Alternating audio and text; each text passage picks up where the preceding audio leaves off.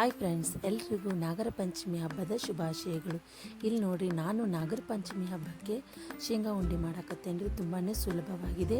ಯಾರ್ಯಾರಿಗೆ ಶೇಂಗಾ ಉಂಡೆ ಮಾಡೋಕ್ಕೆ ಬರಲ್ಲ ಅನ್ನೋರು ಈ ರೀತಿಯಾಗಿ ನೀವು ಮಾಡಿರಿ, ಆರಾಮಾಗಿ ಮಾಡ್ಬೋದು. ತುಂಬಾ ಸುಲಭವಾಗಿ ಮಾಡ್ಬೋದು. ಇಲ್ಲಿ ನೋಡಿರಿ, ನಾನು ಮೊದಲು ಒಂದು ಅರ್ಧ kg ಶೇಂಗಾನ ಸಣ್ಣ ಉರಿಯಲ್ಲಿ ಇಟ್ಕೊಂಡು ಹುರ್ಕೊಳ್ಬೇಕು. ಗ್ಯಾಸನ್ನು ಲೋ ಫ್ಲೇಮಲ್ಲಿ ಇಟ್ಕೊಳ್ಳಿ. ನೀವು ಜೋರು ಇಟ್ಬಿಟ್ರೆ ಶೇಂಗಾ ಹೊತ್ಬಿಡುತ್ತೆ. ಇಲ್ಲಿ ನೋಡಿರಿ, ನಾನು ಅರ್ಧ kg ಶೇಂಗಾ ತೊಗೊಂಡೇನಿ ರೀ. ವಿಡಿಯೋನ ಎಲ್ಲಿ ಸ್ಕಿಪ್ ಮಾಡಿಬಿಡ್ರಿ, ಪೂರ್ತಿಯಾಗಿ ನೋಡಿರಿ, ತುಂಬಾ ಯೂಸ್ಫುಲ್ ಆಗುತ್ತೆ. ಇಲ್ಲಿ ನೋಡಿರಿ, ಶೇಂಗಾ ಹುರ್ಕೊಂಡೇವಿ. ಅವು ಶೇಂಗಾ ಸಿಪ್ಪೆ ಬೇಗ ಬಂದುಬಿಡಬೇಕು, ಅವಾಗ ಅವು ಶೇಂಗಾ ಹುದ್ದಾವಂತ ಆಗುತ್ತೆ. ಇಲ್ಲಿ ನೋಡಿರಿ, ಶೇಂಗಾ ಎಲ್ಲ ಹುರ್ಕೊಂಡೇನಿ.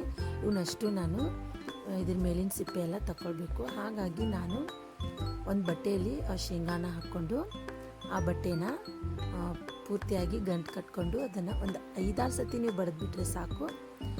ಶೇಂಗಾ ಸಿಪ್ಪೆ ಎಲ್ಲ ಉಚ್ಚಿಬಿಡುತ್ತೆ. ತುಂಬಾ ಒಳ್ಳೆ ಟ್ರಿಕ್.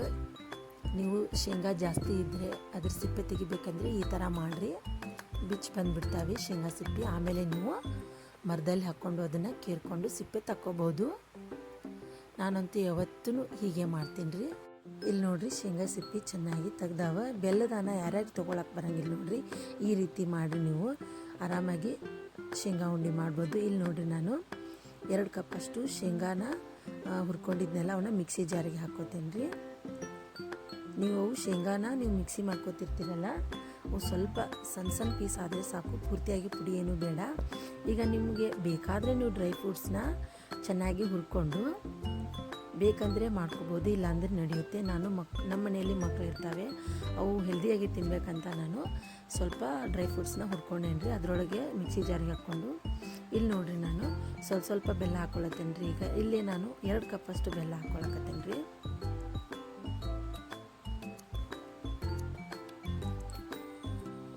ಬೆಲ್ಲ ಹಾಕ್ಕೊಂಡು ಈಗ ಅದನ್ನು ನಾನು ಮಿಕ್ಸಿ ಜಾರಿಗೆ ಹಾಕ್ಕೊಂಡೇನಲ್ರಿ. ಈಗ ಮಿಕ್ಸಿ ಮಾಡ್ಕೋತೇನೆ ರೀ. ಮಿಕ್ಸಿ ಮಾಡ್ಕೊಂಡ್ಮೇಲೆ ಅದನ್ನು ಒಂದು ಪ್ಲೇಟ್ಗೆ ನಾನು ಅಷ್ಟು ಹಾಕ್ಕೋತೇನೆ ರೀ. ನಾನು ಸ್ವಲ್ಪ ಅಷ್ಟು ಮಿಕ್ಸಿ ಮಾಡ್ಕೊಂಡೇನಲ್ಲ, ಅದನ್ನು ಒಂದು ಪ್ಲೇಟ್ಗೆ ಹಾಕ್ಕೋತೇನೆ. ಶೇಂಗಾ ಉಂಡೆ ಯಾರ್ಯಾರಿಗೆ ಮಾಡೋಕ್ಕೆ ಬರಲ್ಲ ನೋಡಿರಿ, ನಮಗೆ ಬೆಲ್ಲದಾನ ತೊಗೊಳಕ್ಕೆ ಬರಲ್ಲ, ನನಗೆ ಶೇಂಗಾ ಉಂಡೆ ಮಾಡೋಕ್ಕೆ ಬರಲ್ಲ ಅನ್ನೋರು ಈ ರೀತಿ ನೀವು ವಿಡಿಯೋದಲ್ಲಿ ತೋರಿಸ್ತಿದ್ದೇನಲ್ಲ, ಈ ರೀತಿ ಮಾಡಿರಿ. ಸಿಂಪಲ್ಲಾಗಿ ನೀವು ಶೇಂಗಾ ಉಂಡೆ ಕಟ್ಬೋದು. ಇಲ್ಲಿ ನೋಡಿರಿ, ನಾನು ಏಲಕ್ಕಿ ಪುಡಿ ಹಾಕ್ಕೊಳಕತ್ತೇನೆ ರೀ. ಅದ್ರ ಮೇಲೆ ಬೇಕಾದರೆ ನೀವು ಮಿಕ್ಸಿ ಜಾರಲ್ಲಿ ಆವಾಗಲೇ ಏಲಕ್ಕಿ ಹಾಕ್ಕೊಂಡ್ರೂ ನಡೆಯುತ್ತೆ. ಈಗ ಏಲಕ್ಕಿ ಪುಡಿ ಹಾಕ್ಕೊಂಡು ಅದನ್ನು ಚೆನ್ನಾಗಿ ಮಿಕ್ಸ್ ಮಾಡ್ಕೋತೇನೆ ರೀ. ನಾನು ಏಲಕ್ಕಿ ಪುಡಿ ಎಲ್ಲ ಕೂಡ್ಕೋಬೇಕಲ್ಲ, ಹಾಗಾಗಿ ಕೂಡ್ಕೊಂಡ್ಮೇಲೆ ನೋಡಿರಿ, ನಿಮ್ಗೆ ಎಷ್ಟು ಬೇಕು ನೋಡಿರಿ ಅಷ್ಟು ನೀವು ಉಂಡೆ ಮಾಡ್ಕೊಳ್ರಿ.